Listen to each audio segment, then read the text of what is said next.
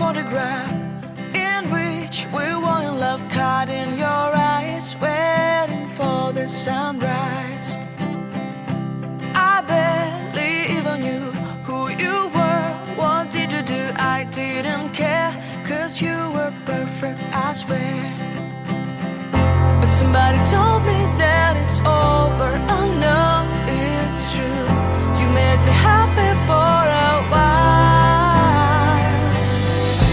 I remember fleeting times when we slept on top of cars. Now I don't know you. Assalamualaikum warahmatullahi wabarakatuh. Selamat siang, perkenalkan nama saya Irma Minanurlidia, mahasiswi semester 5 dari Prodi Studi Pendidikan Ekonomi Universitas Kuningan.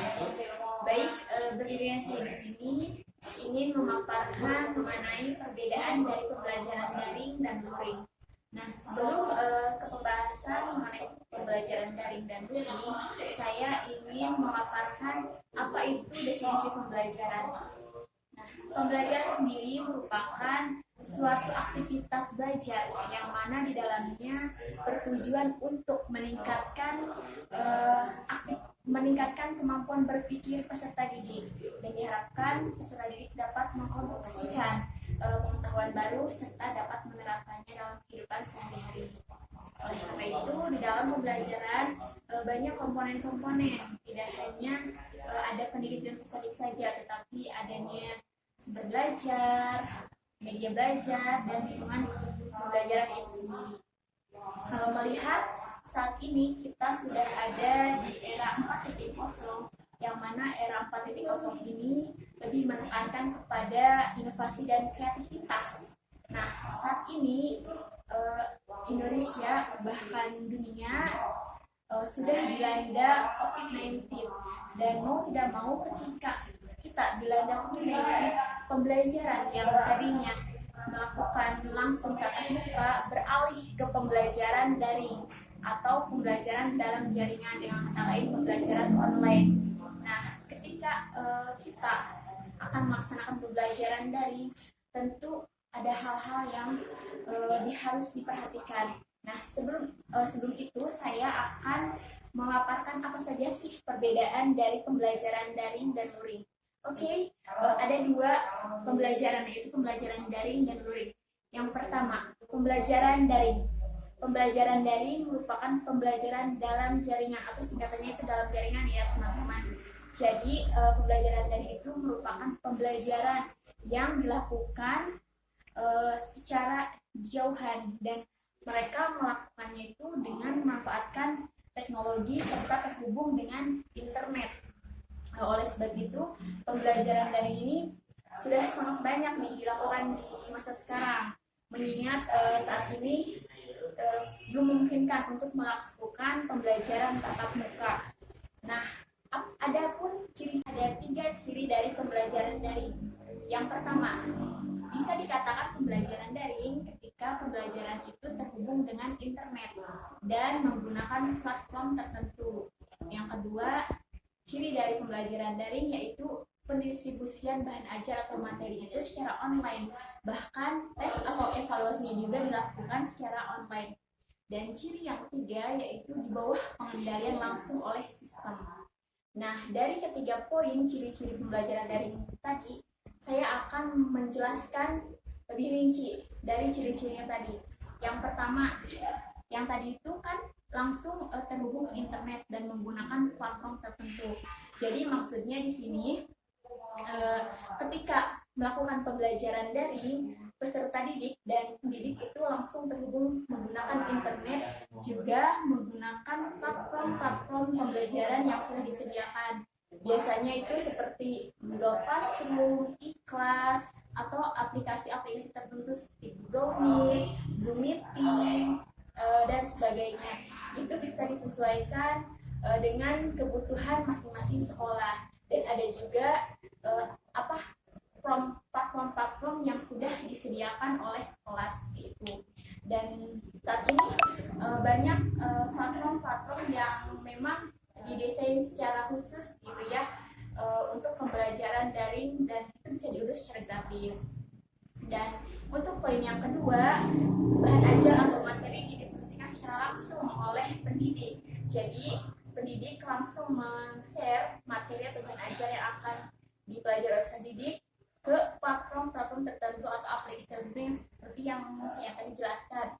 Nah, biasanya itu dilakukan sebelum pembelajaran daring dilakukan agar peserta didik dapat memahami terlebih dahulu akan materi yang akan diajarkan ketika pembelajaran dilaksanakan. Bahkan untuk evaluasi atau tesnya juga dilakukan secara online. Kita tahu bahwa ujian tengah semester, ujian akhir semester itu sudah dilakukan secara daring. Nah, untuk poin yang ketiga yaitu di bawah pengendalian langsung oleh sistem. Jadi ketika kita melakukan pembelajaran daring, kita sudah disediakan apa saja sih yang kita akan lakukan ketika pembelajaran dilakukan. Jadi sistem sudah menyiapkan apa saja yang akan kita pilih ketika pembelajaran daring dilakukan. Nah, contohnya ketika saya akan melakukan pembelajaran daring menggunakan Google Classroom, di sana sudah tersedia menu-menu pilihannya seperti menu login, untuk absensi, untuk men-share bahan ajar, untuk men-share tugas, untuk memasukkan tugas juga. Yang terakhir itu ada menu logout seperti itu ya teman-teman. Nah, dari ketiga ciri tersebut dapat kita simpulkan bahwa pembelajaran daring itu pembelajaran yang menggunakan jaringan internet serta dilakukan tanpa tatap muka langsung. Jadi antara pendidik dan peserta didik itu berjauhan seperti itu ya. Nah, dari pemaparan tadi mengenai pembelajaran daring, ada juga nih pembelajaran luring. Nah, apa sih pembelajaran luring itu? Pembelajaran luring itu merupakan pembelajaran yang dilakukan secara langsung atau tatap muka. Jadi maksudnya pembelajaran luring itu pembelajaran konvensional yang mana face to face, langsung bertemu, interaksinya itu langsung tanpa menggunakan media atau perantara apapun. Biasanya pembelajaran luring ini dilakukan ketika di kelas dan akan dilakukan ketika mahasiswa dan guru itu atau dosen sudah siap dengan pembelajaran luring. Ketika melakukan pembelajaran daring bisa saja menggunakan media selama ketika pembelajaran itu tidak terhubung ke internet, itu masih disebut aktivitas pembelajaran luring. Lain halnya ketika melakukan pembelajaran luring tetapi di dalamnya ada aktivitas menggunakan jaringan internet, berarti itu sudah melakukan aktivitas pembelajaran daring secara langsung, tapi tidak menutup kemungkinan itu bisa jadi kombinasi yang mana ada pembelajaran luring, di dalamnya ada aktivitas pembelajaran daring. Saya ambil contoh ketika saya menyuruh peserta didik untuk menuliskan sesuatu di laptop tetapi mereka tidak terhubung ke internet, itu disebut aktivitas luring. Sebaliknya ketika mereka sudah terhubung ke internet, itu dikatakan pembelajaran atau aktivitas daring.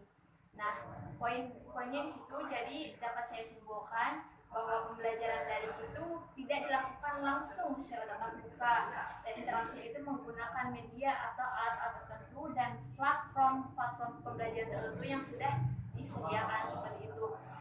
Dan lain halnya ketika pembelajaran luring itu dilakukan secara tatap muka langsung, ada interaksi langsung antara guru dan siswa, dan di dalamnya itu siswa bebas, maksudnya jadi bebas bisa bertanya secara luasa seperti itu. Tetapi dari keunggulan pembelajaran daring itu bisa dilakukan kapanpun dan dimanapun.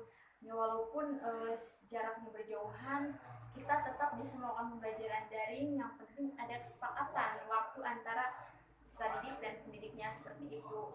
Nah, itu tadi pemaparan mengenai pembelajaran daring dan luring yang bisa saya sampaikan. Semoga apa-apa yang sudah saya paparkan tadi bisa sedikit menambah pengetahuan bagi teman-teman semuanya. Saya tutup. Wabillahi taufiq wal hidayah. Wassalamualaikum warahmatullahi wabarakatuh.